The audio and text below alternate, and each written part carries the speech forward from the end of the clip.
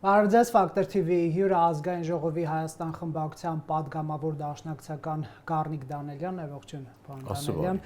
Ինչպես է գնահատում վարչապետ Նիկոլ Փաշինյանի եւ 10-ից ավելի արդեն եպիսկոպոսների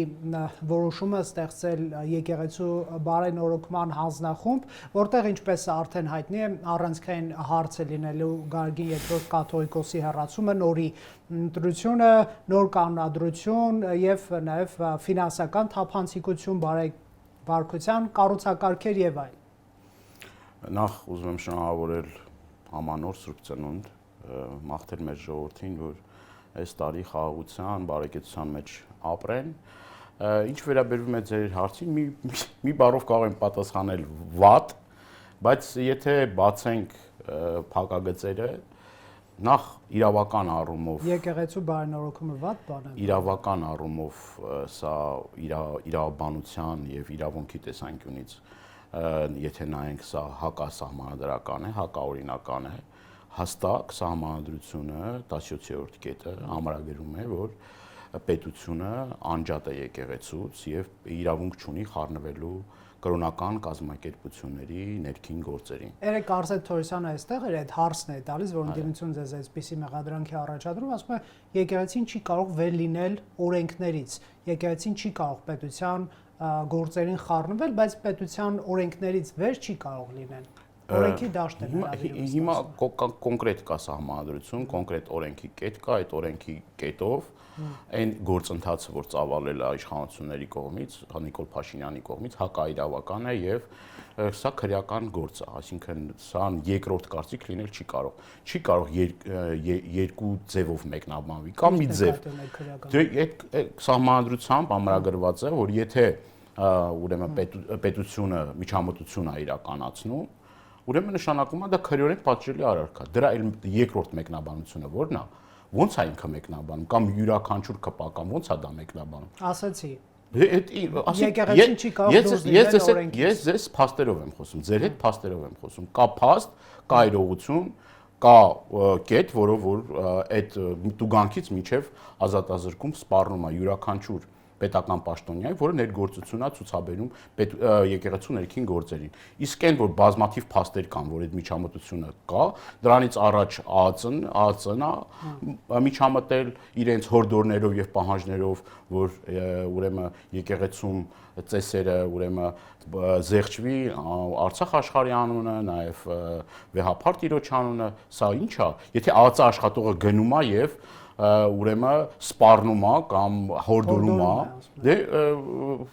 տեսել ենք նաև որոշակի առումով նաև այսպես ասած հորդորներ, որոնք որ այդ հորդորները գիտենք էլի ինչ հորդորներ են, ասենք չեն գնում էլի գլուխը շոյում ասում, գիտեք ինչ կա խնդրում են կամ եթե խնդրեն էլ, էդ էլ բան չի։ 26 գակ իշխանության Փաշինյանը դատվել է տարբեր հոդվածներ։ Հիմա ես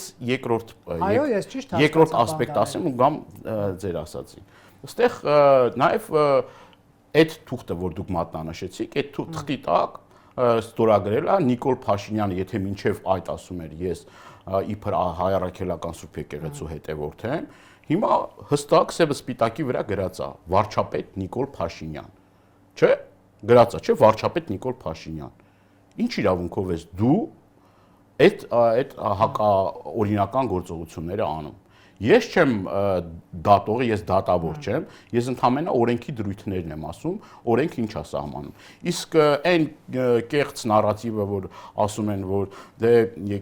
եկեղեցականներն են ինչ որ քաղաքական process-ների մաս։ Մի բան ասեմ ձեզ էլի։ Իսկ կա մի կետ, իսկ կա ինչ որ մի կետ, որով որ օրենքը խախտվում է, երբ որ եկեղեցականը ինչ որ այսպես ասած քաղաքական հայտարարություն անում։ Տեսեք, պարոն Դանելյան, բայց եթե դուք Փաշինյանին մեղադրում եք, որ միջամտում է եկեղեցու ներքին գործերի մեջ, այդ օրենքը երկու սայր ունի։ Մեկը այն է, որ Փաշինյանը պետք է չմիջամտի, մեկն էլ այն է, որ եկեղեցականները պետք է չմիջամտեն։ Դուք ոնց որ մյուս սայրը անտեսում եք, բայց ինչու՞ չեք ասում հարգելի կաթողիկոս, ինչու Բագրատ arczepiskopos-ի շարժումը, որին դուք եք մասնակցում, բայց ձեր հարց չկար էլի ձեր մասով օրհնեցիք։ Արդյոք դա միջամտություն չէր պետության գործում։ Հիմա ես ձեզ ասեմ հետեւյալը, չկա նման կետ, կեղծ է, դուք ինձ բերեք, դուք ինձ, չէ, դուք ինձ, ես ձեզ փաստով եմ, չի ասում, դուք ինձ փաստ բերեք, որը որ չի կարա, օրինակ, եկեղեցական սպասավորը ինչ որ առումով նաև գնահատականներ տա։ Այդ մարդը ընտրում է, չէ՞։ Գնում է ընտրություններին, մասնակցում է այդ ընտրություններին։ Գնահատական չէ, տալիս վարչապետի տեխնացիա։ Լսեք, այդ շարժումը որ սկսել է, կարանք շարժումից երկար խոսանք։ Այդ շարժումը հստակ օրակարգով է սկսվել եւ գիտեք, որ դրանից հետո էլ այդ շարժումը երբ որ սկսել, դրանից հետո Բագրատ Սրբազանը իր գործունեությունը դադարեցրել է, որպես վեղարը չհանեց եւ ինչ կապ ունի, ինչ կապ ունի։ Ես որպես քրիստոնյա նա շարունակում եմ կանել որպես հոգևոր Եվ ասում էր կաթողիկոսը օրհնել է մեր վեղար հանելու չհանելու հարց չկա։ Բայց դա կարող է եկեղեցականը իրավունք ունի քաղաքական գնահատականներ տալու։ Եվ վարչապետի գնահատական իրավունք ունի քաղաքական գնահատականներ տալու։ Փաշինյանը իրավունք ունի կաթողիկոսի։ Եվ դուք ինչ չեք կարող մի հատ կետ ասել, որով որ դա ապօրինի է։ Ես կարող եմ ես ձեզ հստակ ասեցի, չէ՞, կա սահմանադրության կետ, որով որ դա արգելվում է։ Կներեք, բայց ինչու է ինձ հետ փաստերով խոսացել։ Հարգելիս, փաստերով։ Կաթողիկոսը պահանջել է Փաշինյանի հեռացում, Փաշինյանը պահանջում է կաթողիկոսի հեռացում։ Ինչու կաթողիկոսին կարելի է, Փաշինյանը չի կարելի։ Բայց դրանք հավասարազոր չեն, հարգելիս։ Բայց այդ օրենքը երկուսի համար է, օրենքը երկուսի համար չի։ Օրենքը չի ասում, որ եկեղեցին չի կարող, օրինակ, գնահատականներ տալու, եկեղեցին չի կարող հայտարարություններ անելու։ Կա տենց բան։ Պարոն Դանիելյան, պետության կառուցվածքը այնպեսին է, որ կա իշխանություն եւ ընդդիմություն։ Դուք Արցախի կորստի պարագայում, երկրի կործանման պարագայում, երբ որ հայերենիքից տարածքներ է հանձնվում, երբ որ Արցախը կործանվում է, կործանել է, ձեր կարծիքով դրա մասին պիտի անդրադարձ չլինեք։ Տեսեք, պետության պարագայում կա կառուցվածք։ Դե ճգնաժամ է ստեղծվել եւ կաթողիկոսները այդ ճգնաժամով պայմանավորված։ Ճգնաժամ չկա, այդ ճգնաժամը փորձում է ստեղծի Նիկոլ Փաշինյանը։ Եկեղեցում ճգնաժամ չկա։ Այդ 10 հոգուն հատիկ որ անդրադառնաս այդ 10 հոգուն նրանց գնահատականները այդ ստորագրելուց տարածիորեն մի քանի օր առաջ ինչ գնահատականներ են տալիս։ Ես շատերին ճանաչում եմ, գիտեմ, հենց այդ շարժումների ժամանակ գիտեմ, դատական նիստերի ժամանակ եմ տեսել այդ մարդկանց, Միքայել Սրբազանի դատերի ժամանակ եմ տեսել այդ ժամանակ։ Ինչ համբերության բաժակ։ Իրենք այնպես էին բնութագրում Նիկոլ Փաշինյանի, երևի ես ավելի մեղմ եմ իմ գնահատականների մեջ, քան իրենք։ Ինչ եղավ այդ մարդկանց հետ, որ իրենք մի օրվա մեջ այսպիսի որոշումներ կայացրին։ Ձեր մոտ հարց չի առաջանում։ Մի օրվա մեջ բարենորոգման հարց առաջանում։ Դուք մոլերանտ պաշտպանն էին կաթողիկոսի։ Մոլերանտ պաշտպանն էին կաթողիկոսի։ Երբեք ոչ դրսում, ոչ ներսում իրենք վեհափար հայրապետի որևէ որոշման հետ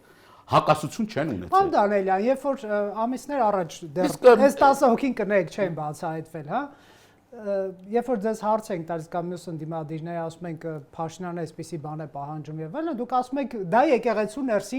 ներքին գործն է, թող իրենք լուծեն, Փաշինյան մի խառնում։ Այդ 11 հոգի արդեն նաև Շվեյցարիայի թեմի առաջնորդը միացել է։ Շվեյցարիայի թեմի առաջնորդը չի, Շվեյցարիայի թեմը ունի առաջնորդ, ինքը առաջնորդը չի, բայց ձեր հարցին գամ։ Ներքին հարցը լուծում է։ Ես ձեր հարցին գամ։ Օրինակ,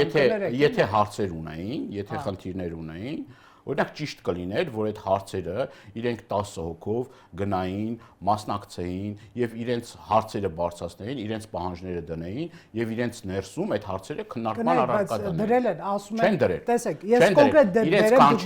իրենց կանչել են, իրենք չեն եկել, չեն մասնակցել եւ առհասարակ կոմունիկացիա չեն ունեցել եւ իրենք որ տեսնեիք թե ինչ մի ավազակային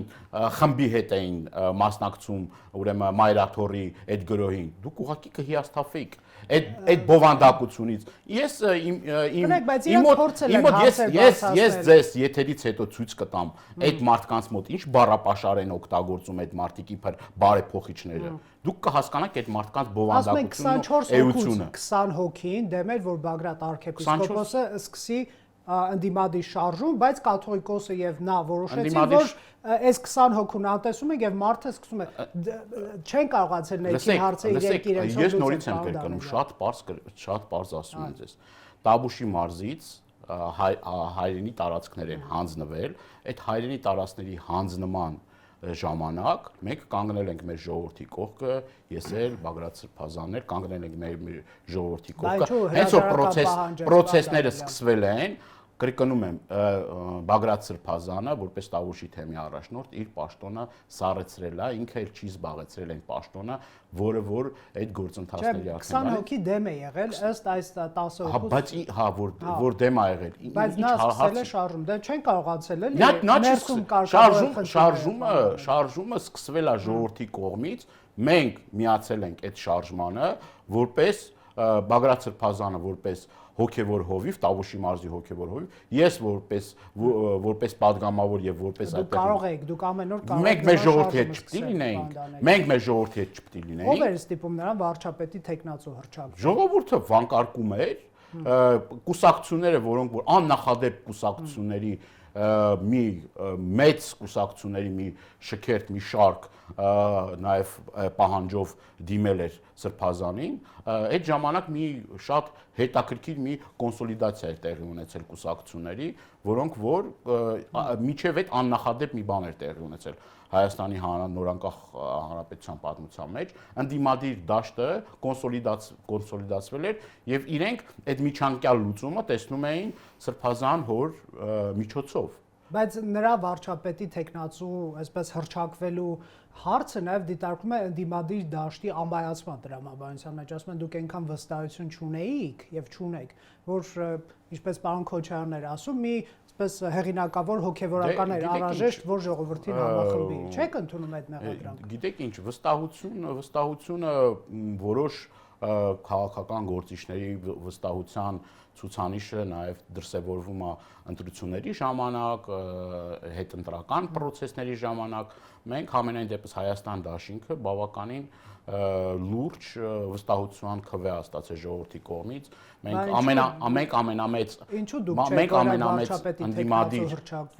ամենամեծ ընդդիմադիր ուժն ենք Հայաստանի Հանրապետությունում, մենք այդ process-ները բազմաթիվ մինչև Սրբազան պայքարը բազմաթիվ process-ներ եղել, դուք էլ կարաք փաստեք, որ այդ process-ները եղել են։ Հիմա այդ ընթացքում ձևավորվել է շարժում, ժողովրդի միջոցով ձևավորվել է շարժում, որը գիտեք, որ հայտնի դեպքերով պայմանավորված է եղել, դուք մոռանում եք, որ միջև այդ ԿՊԱ-ականները ինչեր են ասում, ձեռքներս կկտրենք, որևէ տարածքային զիջումներ չի լինելու եւ այլ, եղավ այն ինչ որ եղավ, տարածքներ հանձնվեցին եւ ես ուզում եմ նաեւ ձեզ հետեւյալ նաեւ մեջբերումը բերել։ ԿՊԱ-ականները ձեզ մեղադրում են սուտ ասելու մեջ, որ ասում եք եկեղեցին հանձնվում է, հետո ասեցիք իմ պայքարի արդյունքում չհանձնվեց։ Հիմա ես ուրեմն ասեմ դրա պատմության խորքերն ու ակունքները։ Նիկոլ Փաշինյանը եկել էր Տավուշի մարզ, հանդիպումներ ա ունեցել այդտեղի բնակիչների հետ եւ այդ փակ հանդիպումների ընթացքում իրեն հարցեր են տվել, այդ հարցերի պատասխանները չեն ստացել։ Արդյոք սահմանը որ գծով պետք է անցնի, որտեղ է լինելու ադրբեջանցի զինվորները, որտեղ են կանգնելու, եւ այդ հարցերին խուսափողական պատասխաններ ա տվել, խուսափողական պատասխաններ հստակ իրեն նաեւ այդտեղ նշել են նաեւ եկեղեցիների հետ հարցը, էլի ասել է ես չգիտեմ որտեղով կանցնի սահմանը, նաեւ փակ քննարկումների ժամանակ բազմաթիվ ես հարցեր եմ ուղղել դրա հետ կապված, ես կարող եմ նաեւ մեջբերել ձեզ Armenpress-ին տված կառավարության հարցազրույցը, որտեղ ասում է, որ այդ հատվածում կարամ այդ տողը նաեւ ձեզ ուղարկել, դուք էլ կարդաք այդ օրերի ընթացքում, թե ինչ էր ասում հենց այդ եկեղեցիների պահով, եւ իրենք ասել են, որ այդտեղ կա խնդիր, եկեղեցու հետ կապված կա խնդիր, այդ խնդիրը իմիջիալոց նաեւ մատնանշել են տեղի ժողովուրդը, այսինքն այդ ժողովրդի պահանջից է դա եղել, այսինքն ժողովուրդը հստակ կանգնել է եւ ասել մեր սրբությունները, եկեղեցիները չեն կարող գտնվել Ադրբեջանի տարածքում։ Եվ կներեք, մի բան էլ ավելացնեմ ձեզ, երբ որ եկան չափագրման աշխատանքները կատարելու նույն Կիրանցու այդ հատվածում, այդ չափագրման աշխատողների հետ մենք եւ գյուղացիները հարց ենք տվել, ասել ենք այդ կետը որտեղով պետք է անցնի։ Սկզբնական շրջանում ասում էին այդ կամուրջի հատվածը որ կա, որ հիմա Ադրբեջանի վերահսկողության տակ է, ասում էին, որ մեր տիրապետության տակ ալնելու։ Հետո որ եկան չափագրման աշխատանքները կատարելու, հենց դպրոցը որ կա, դպրոցի նոր կառուցված դպրոցի վերևի հատվածով պետք է անցնել։ Եվ ժողովուրդը ըմբոստացավ այդտեղ, ասեց հնարավոր չի, այդտեղ մենք սրբություններ ունենք եւ այլը եւ այլը։ Եվ այդ ամեն ինչը տեսագրված կա, այսինքն ես կարող եմ տեսանյութերով ձեզ ապացուցել, թե չափագրման աշխատանքների ժամանակ ես եւ իմ հայրենակիցները ինչպես ենք պայքարել այդ ամեն ինչի համար։ Ամեն դեպքում ընդունեք, որ հիմա Իրանցը Հայաստանի ամենաանվտանգ տեղն է եւ զարգացած։ Ինչով է անվտանգ տեղ։ Ինչով է անվտանգ սարքում, չեն հիմա գիտեք ինչ Նիկոլ Փաշինյանը որ ռուպը ձեռքին գնում է պատի մոտ ամեն անգամ, չգիտեմ, իրեն գիդի տեղ դրած գնում է ամեն անգամ ռուպը վերցնում, ասում է տեսեք, տանկեր չկան, տեսեք, բաներ չկան, հրթիռներ չկան, այսինքն երբ է այդտեղ տանկ ու հրթիռ եղել, այսինքն Իրանցի գյուղի մեջ տանկ հրթիռ երբ է եղել, այսինքն որ տանկ հրթիռ չկա, դա նշանակում է որ վաղը մյուս օր Ադրբեջանը ագրեսիա չի անելու։ Ես ուզում եմ նաև ձեզ մեջ բերել Ալիևի վերջին հարցազրույցից։ Զանգեզուրի միջանցքը կբացվի։ Դա Ալիևի խոսքերն է։ Այն կարող է այլ կերպ կոչվել, բայց դրանից էությունը չի փոխվում։ Հայաստանի հետ հարաբերությունները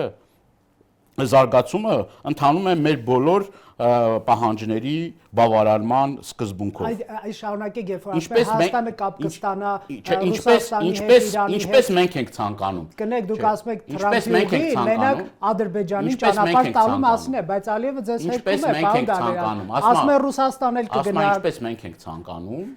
այդ սկզբունքով ու այդ կներեք թողեք ես ինչու չեք շարունակում եթե դուք չեք թողելու ես Չէ, ինչու չեք շարունակում եթե դուք չեք թողելու իմ միտքը ավարտեմ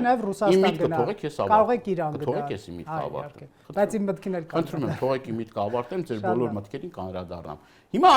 Ալիևը հետեւյալ բանն ասում է որտեղ որ Ադրբեջանի դրոշը դրած է այդտեղ արդեն Ադրբեջանի տարածք է դա նշանակում է որ այն հատվածները որոնք օկուպացվել են Ադրբեջանի կողմից Ադրբեջանը ցանկություն էլ չունի Հայաստանին զիջելու կամ այս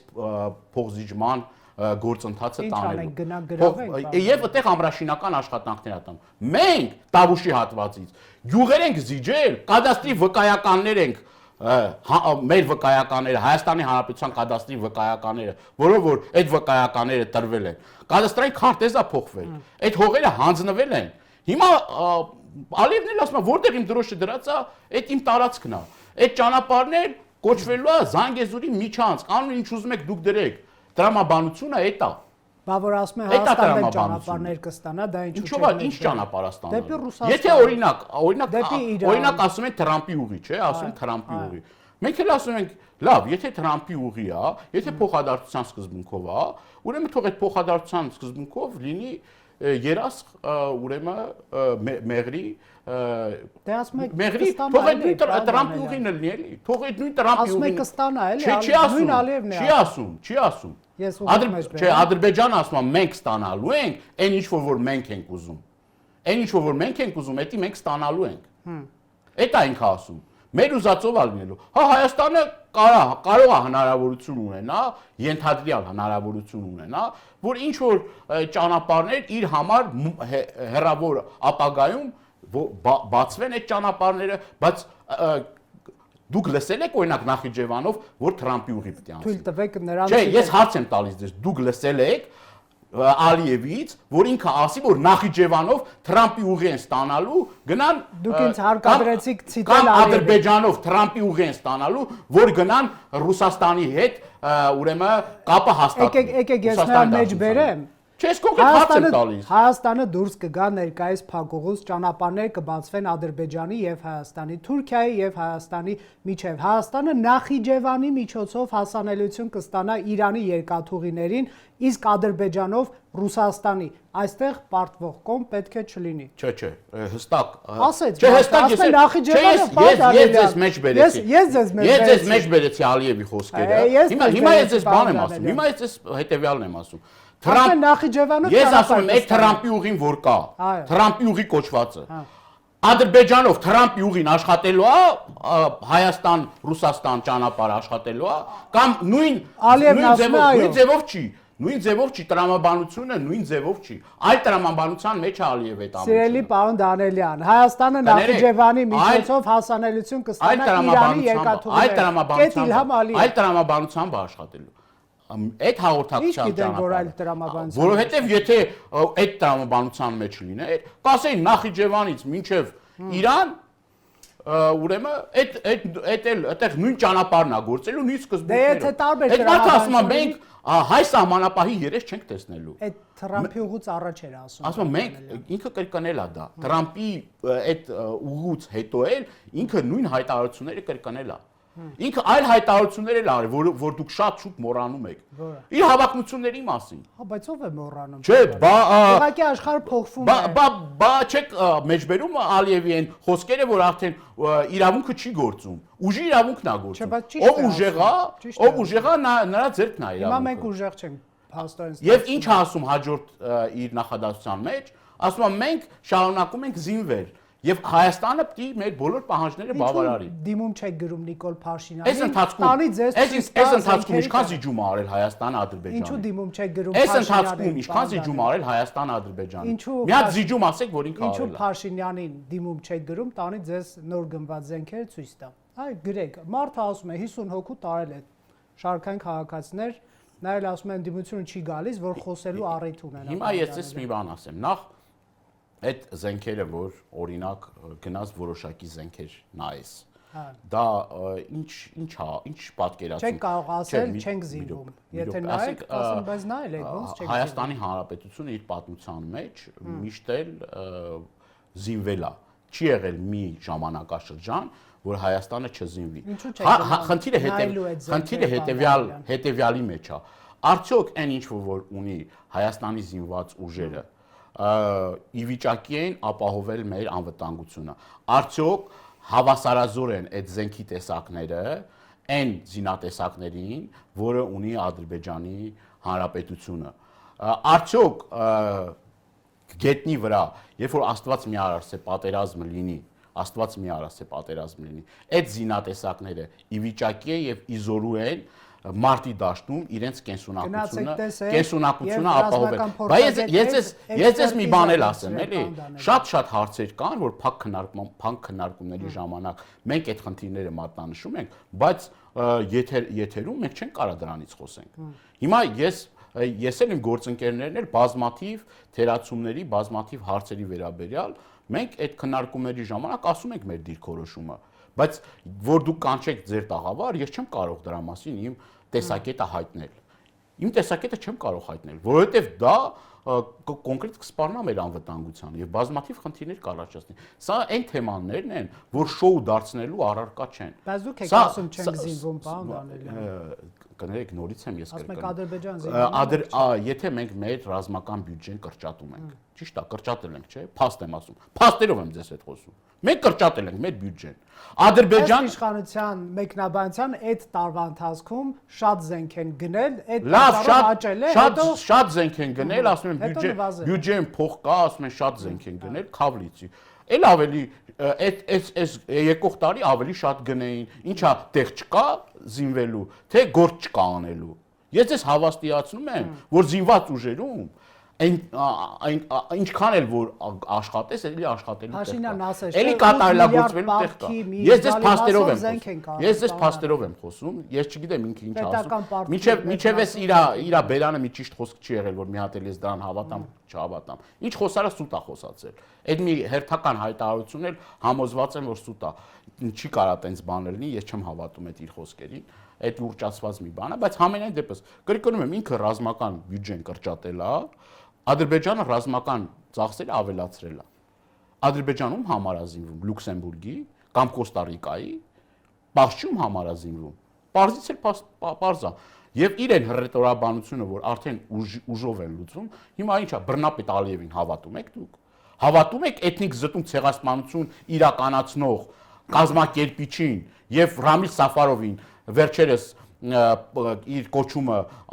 բարձրացեց եւ գնդապետի կոչում տվեց մարդասպանին, որ մարդկանց գլուխները կտրում են, իրենք այդ մարդկանց պարգևատրում։ Չենք հավատում, չեղարկենք խաղացան պայմանագիր պատերազմ հայտարարեք։ Ոչ մեկ չի ասում։ Ոչ մեկ չի ասում պատերազմ հայտարարեք, դա էլ կեղծ թեզ է։ այդ հիմարությունը, որ ԿՊԱ-ականները ամեն անգամ ձեր տաղավար, ով ասել պատերազմ, դուք մեզնից լսել եք, որ մենք ասել ենք համաձայնագիրը խմբագրելու է։ 17 կետից առաջ ինչ էին ասում, հիշեք ինչ էին ասում։ Ասում էին մենք այդ կետերը, որ ասել ենք, մենք այն կետերը, որ դրանից առաջ 15 կետ է, Ադրբեջանը նորից էլի պահանջներ ներկայացրեց, նորից էլի այդ երկու կետը զիջումների գնացին, Ալիևը նորից էլի պահանջ ներկայացրեց, ասեց ձեր սահմանադրությունը պետք է փոխեք, իրենք համաձայնվել են այդ պահանջի հետ, այդ սահմանադրության հետ կապված այդ պահանջի հետ էլի համաձայնվել են եւ ինչ քանի գնում է էլի իրենց պահանջները բավարարում են։ Ստորագրվի պատերազմ է սկսվել։ Նախ պայմանագիրը նախաստորագրվել է, երկրորդը եթե պայմանագիր էլ ստորագրվի, բայց Ադրբեջանը առավելապաշտական նկարտումներ եւ ձգտումներ ունի։ Ձգտումներ ունի առավելապաշտական ձգտումներ եւ նկարտումներ ունի։ Հավատալ Ալիևի խոսքերին։ Չենք հավատում։ Հավատալ Ալիևի խոսքերին դա միամտություն է։ Տեսեք, բանակցելու արվեստ գոյություն ունի։ Բանակցելու ձև գոյություն ունի։ Չեն գնում բանակցությունների, իրենք գժի տեղ դնում, ասում են գնացել են բանակցելից գժի տեղ եմ դրել։ Էտա բանակցել, ինչ արեք, մի հատ էլ ընտրեք Նիկոլ Փաշինյանի, որ էլի գնա իրան գժի տեղ դնի։ Այդ հապկի թեմայով էր գժի տեղ դրել։ Հապկի թեմայով չէ, արցախյան թեմայով։ Այդ բանակ թուղթ էին իր կառավարման ժամանակահատվածում լավ բանակցողեր 19 թվականին առաջարկներ ա ներկայացվել։ Ընդունել այդ առաջարկները։ ՀԱՊԿ երկրների ղեկավարները։ Բանակցեր, ոչ թե բանակցային գործընթացը տաներ փակուղի 4 պատերազմ բերեր, հիմա էլ ասում եմ ես խաղաղության մունետիկն եմ, ես էլ խաղաղություն բերողն եմ ձեզ։ Այդ ամեն օր էլ մենք տեսնում ենք այդ խաղաղության պտուղները, ինչ է այդ իբր խաղաղության պտուղները։ Այդ խաղաղության պտուղներն են, որ անընդհատ մեր սուվերեն տարածքներից զիջումներ են անում։ Ալիևն էլ ասում է, արդեն էլ խնդիր չկա տանկերով գնալու, մենք կարող ենք նաև մեքենաներով գնանք Հայաստանի Հանրապետություն։ Բայց ձեր խոսույթը ավելի ծայրահեղական ու օրինակ ո՞րն է իմ խոսույթի մեջ, ո՞րն է ծայրահեղական։ Օրինակ 17 կետը։ Մենք ասել ենք չբանակցեք, մենք ասել ենք չբանակցեք, մենք ասել ենք չբանակցեք, չենք բանակցելու։ Չէ, ասում եք վերաբանակցելու ենք Արցախի հայերի հարցը։ Բա որ մեր շահերից չի բխում, բայց պետք է անենք, բապտի բանակցենք։ Մեր շահերից բխում, ասեք։ Ո՞ր կետն է, Միսկի խմբի լուծարումն է մեր շահերից բխել, թե Հայաստանի տարածքների զիջումներն է մեր շահերից բխել, թե սահմանադրության այդ հարցը լուծել է Միսկի խմբը լուծարել է, խի պետք է կետը լինի։ Լուծել է, պրծել է։ Տվել է, իրանց պրծել է, այդ զիջումն էլ է, հանձնել է, պրծել է։ Այդ ես չեմ հասկանում էլի, օրինակ, տրամաբանությունը որն է, դե անդադ զիջումներ անենք, ասենք դե բան է, էլի, դե լավ է, էլի խաղաղություն է հաստատվել, էլի, անդադ թող զիջեն։ Սահմանադրություն, ասում են, սուվերենությունից են խոսում։ Սահմանադրություն են փոխում Հայաստանի Հանրապետության Ադրբեջանի պահանջով։ Որն է այդ սուվերենությունը։ Հարց։ Ուրիշ աշխարհում մի հատ երկիր կա, որ Հայաստանին պահանջ ա դրել, որ գնացեք խելոք սուսուփուց ձեր սահմանադրությունը փոխեք։ Բայց քիչ են այդ պահանջը դնում։ Մենք այդ պահանջը, բայց գնում ենք փոփոխության մեր ներքին օրակարգով։ Ինչ ասես կասեն էլի։ Ամա դուք էլ ասեք, ինչ ասեմ։ Շնորհակալ եմ պարոն Դանելյան զրույցի համար։ Factor TV-ում հյուրընկալել են Գառնիկ Դանելյանին։